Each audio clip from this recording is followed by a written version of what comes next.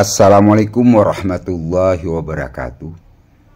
Saya akan mereview keris pusaka yang menurut saya ini spesial garapnya, kemudian juga sangat langka, apalagi kondisinya masih relatif utuh seperti ini.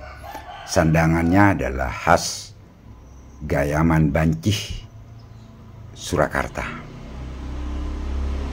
baik dari handle-nya, kemudian warangkanya, kayunya cukup bagus.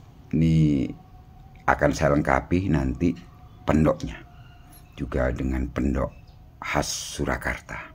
Monggo amati dulu.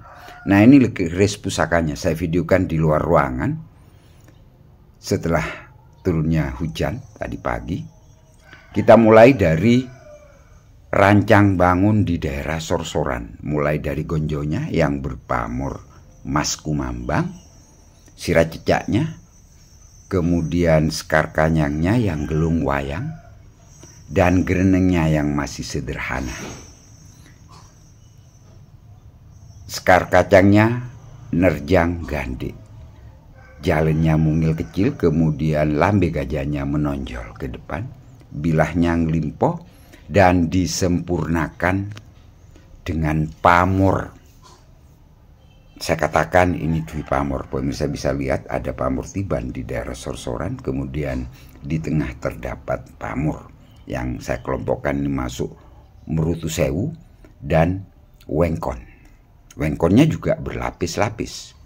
Inilah dapur keris mayat Jangkung Luk 3 atau keris pusaka Luk 3 Jangkung mayat. Jadi di keris Luk 3 itu ada sekian 14 mungkin ya jenis dapurnya. Ini sisi yang kedua. Pamornya juga sama. Di sepanjang bilah itu ada pamor Wengkon untuk yang melindungi atau melingkupi pamor Merutu Sewu yang berada di dalam. Jadi ini termasuk kombinasi antara pamor miring dan pamor melumah. Dan terdapat pamor tiban di bagian sorsoran. Kekhasan dari pusaka ini bisa dilihat dari struktur peksi, gonjo, dan bilahnya. Peksinya, nanti di akhir video juga saya tunjukkan, itu panjangnya 7 cm dan kokoh cukup besar ya dibandingkan dengan rancang bangun bilahnya. Gonjonya 8,2 cm. Bilahnya hanya sekitar 34 cm. Nanti di akhir video juga ditunjukkan panjang bilahnya. Jadi inilah menurut saya tangguh medium sepuh. Jadi kalau dikaitkan dengan Mataram, maka usianya Mataram Islam awal. Jadi pengaruh gaya Demak, gaya Majapahit akhir terdapat pada pusaka ini. Pijitannya juga sangat tegas, sangat dalam. Nah, ini saya syuting sekarang ricikan unik pada peksinya. Jadi saya katakan tadi besinya ya 7 cm. Di bagian ujung terdapat ricikan tapak jalak. Video yang kedua ini saya syuting di dalam ruangan, di teras ya. Jadi hanya bantuan cahaya pantulan matahari yang tidak begitu terik ya karena cuaca musim hujan.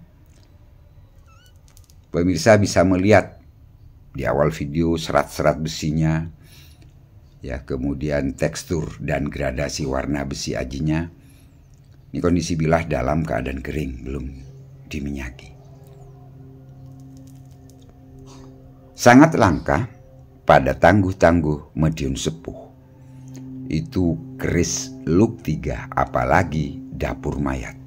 Jadi saya lengkapi aja Luk 3 Jangkung mayat. Nah, ini ricikan grenengnya di belakang itu ricikan greneng Mataram Islam awal. Sekar kacangnya gelung, kemudian nerjang gandhi. Ya, dikatakan di sini karena apa? Kalau kita tarik dari ujung sirah cecak yang lancip, maka gerenengnya itu masuk ke dalam gandhi. Kemudian lambe gajahnya juga menonjol. Nah, ini kelihatan jelas. Pada ujung pesi terdapat ricikan yang sangat langka, yaitu ricikan tapak jala.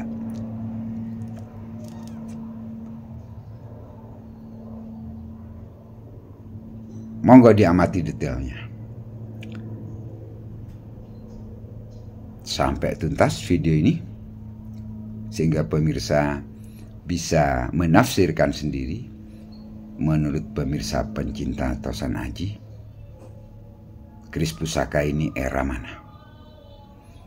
Jadi perbedaannya dengan pakem keris Mataram, kelihatan jelas bahwa ricikan pada sorsoran, kemudian pada besi terdapat perbedaan yang menyolok, terutama pada bagian gandiknya yang memiliki sekar kacang, gelung wayang, dan nerjang gandik. Juga bentuk dari lambe gajahnya yang lebih menonjol. Materialnya cukup padat, ya, pulen. Kemudian komposisi bajanya juga demikian, relatif lebih banyak. Jadi keris pusaka ini walaupun hanya memiliki panjang 34, kemudian bilahnya ngelimpuh, tapi kesannya kalau kita tanting itu mantap dan berwibawa. Ini video pada saat disuting bagian bawah gonjonya. Bentuk sirah cecaknya kalau kita tarik garis melintang berbentuk segitiga sama kaki.